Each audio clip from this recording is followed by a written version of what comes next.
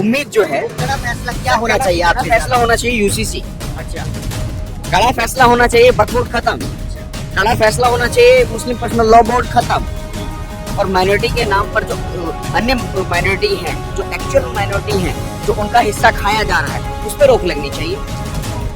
आप एक चीज आइए, वक्फ बोर्ड भारत में भारत सरकार के बाद और रेलवे के बाद में तीसरा सबसे बड़ा संस्थान है जिसके पास सबसे ज्यादा जमीनें हैं। मगर एक स्कूल बताइए, एक हॉस्पिटल बताइए, एक धर्मशाला बताइए जहाँ पे वक्फ बोर्ड इस तरीके का कोई सामाजिक कार्य करता हो? नहीं करता ना, तो किस लिए? सिर्फ जमीनों पे कब्जा करने के लिए? देखो जी, दो शब्द तो बड़े जरूरी है।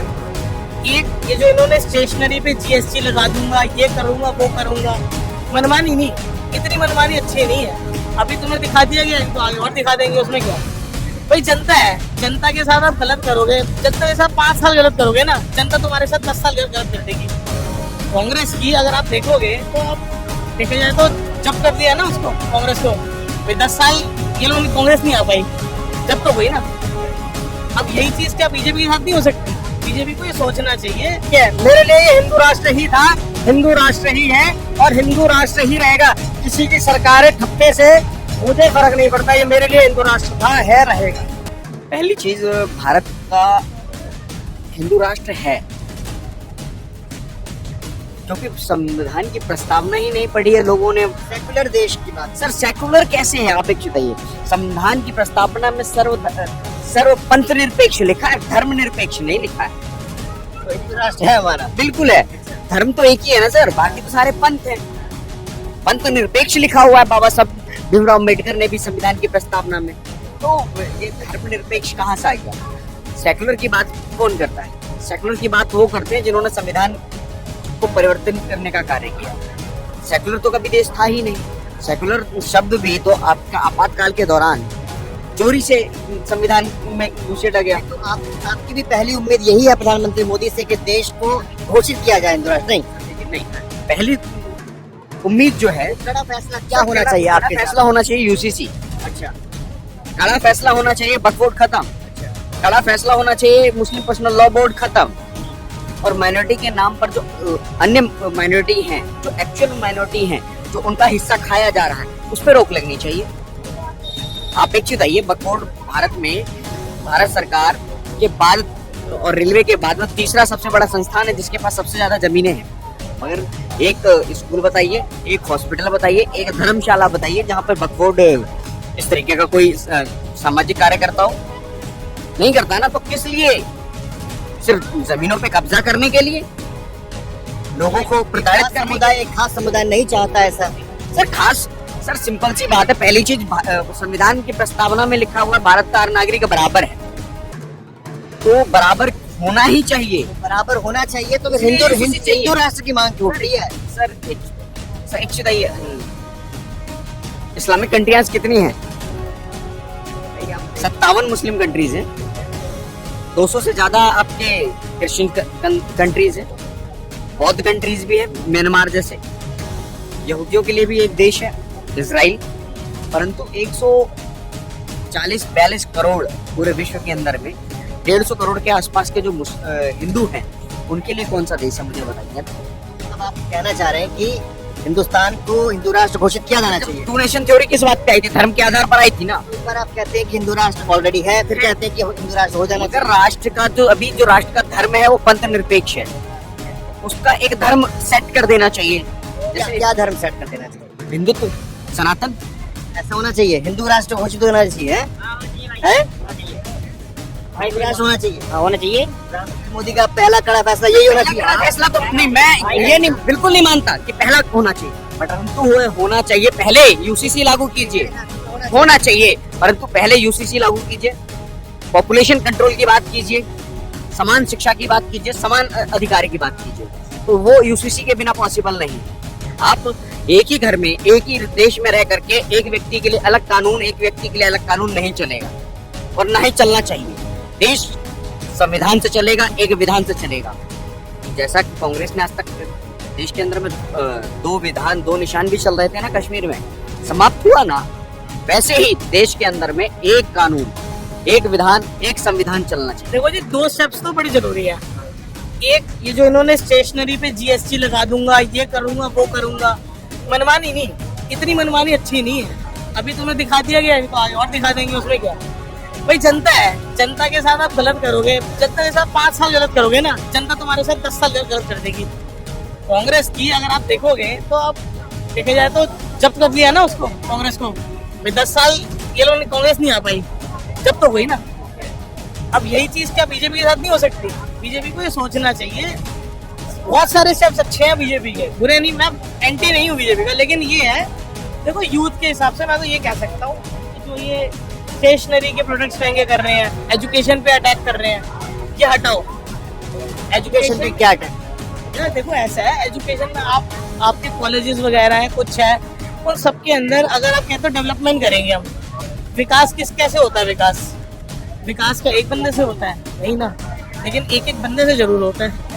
अगर आप उसको जो है एजुकेट करोगे और वो कुछ सुधार लेके आएगा समाज में, विकास करेगा, अपना विकास करेगा, तो ही वो देश का विकास करेगा। मेरे पास 100 रुपए होंगे तब तो 20 रुपए देने में नहीं खलेंगे, ठीक है? अगर 80 होंगे तो 20 रुपए देने में खलेंगे। कई बार कड़े फैसले लेने की बात करते थे अपने भाषणों में, तो क्या कड़े फैसले लेना चाहते हैं वो और लेने चाहिए उन्हें आपके हिसाब से? आप युवा है देश के, आपको क्या लगता है? कड़े फैसले, अच्छा, कुछ लोगों का कहना है कि एक कड़े फैसले में उनका हिंदू राष्ट्र बनाना भी आता है, ये भी बात कुछ लोग करते मैं हैं। इस मुद्दे पे नहीं बोलूंगा हिंदू राष्ट्र पे, इसलिए मैं हूँ तो हिंदू, लेकिन मैं नहीं बोलूंगा, मेरे हिसाब से सही बात नहीं है। मेरे हिसाब से एक चीज है जो इनको करनी चाहिए। ऐसा होता है ना, जब आप ड्राइविंग करते हो तो आप स्टीयरिंग व्हील पकड़ते हो ना, हर टायर को घुमाते तो नहीं लग जाते ना, आप तो कह रहे हो मैं टायरों को घुमाऊंगा बैठकर, ऐसा तो होगा नहीं। आप सीधी सी बात है, आप ऐसा कंसेप्ट लेके आओ ना कि जैसे पॉपुलेशन है उस पर खड़ा कर दो, आप रोक दो पॉपुलेशन, जनसंख्या से दिक्कत हो रही है ना आपको। समुदाय नहीं चाहता ऐसा जनसंख्या पर रोक लगे। समुदाय ऐसा नहीं, हिंदू भी ऐसे ही है, मुसलमान भी ऐसे, दोनों सेम है। दोनों आप गांव वगैरह में देखो ना, 10-10 बच्चे, 7-7 बच्चे, कैसे ही है, चाहे हिंदू मुसलमान हो, जनसंख्या नियंत्रण है तो सबके लिए सब कर लो, लेकिन मुद्दा उसका नहीं है। मुद्दा इस बात का है कि आप एजुकेशन दे रहे हो, आप एजुकेशन में क्या कर रहे हो, आपकी एजुकेशन महंगी होती जा रही है, मेडिकल साइंस की एजुकेशन महंगी होती जा रही है, उसकी क्वालिटी डिग्रेडेड हो रही है। अभी कुछ टाइम पहले एक सर्वे आया था टाइम्स ऑफ इंडिया का, साल भर पुराना होगा मेरे ख्याल से, और उसमें वो बता रहे थे कि कितने शायद 48 से शायद 55% डॉक्टर ऐसे हैं जिनको अंदर का जो सिस्टम की जो ऑपरेशन करने की जो नॉलेज है वो है ही, ऑपरेशन की नॉलेज नहीं है, और उन्होंने उनकी डिग्रियां ले रखी है। और ये इतना बड़ा मास लेवल पे ये चीज हो रही है, तो आप देखो ना सिस्टम कहीं ना कहीं लैग कर रहा है, वो सुधारो ना जो जरूरत है। सर यूसीसी पूरे देश में लागू हो जाए, जनसंख्या नियंत्रण बिल पूरे देश में लागू हो जाए पूरी तरीके से, और पीओके हिंदुस्तान में आ जाए, बाकी रोजगार के और नए अवसर उत्पन्न किए जाए, और ये सारी चीजें तो लगी रहेंगी। कुछ लोगों की मुझसे यहाँ पर बात हुई है, उन्होंने एक और मांग उठाई है, हिंदू राष्ट्र की, पूर्णतः हिंदू राष्ट्र हो जाए।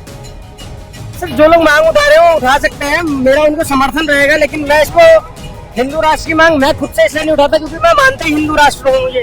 ये है ही हिंदू सेक्युलर देश नहीं, ये शुरू से हिंदू राष्ट्र था, सनातनियों का देश था, सनातन का था और सनातन का ही रहेगा, तो ये हिंदू राष्ट्र है ही है। तो मेरी ऐसी कोई मांग नहीं है, लेकिन जो लोग मांग उठा रहे हैं वो भी सही है अपनी जगह पर।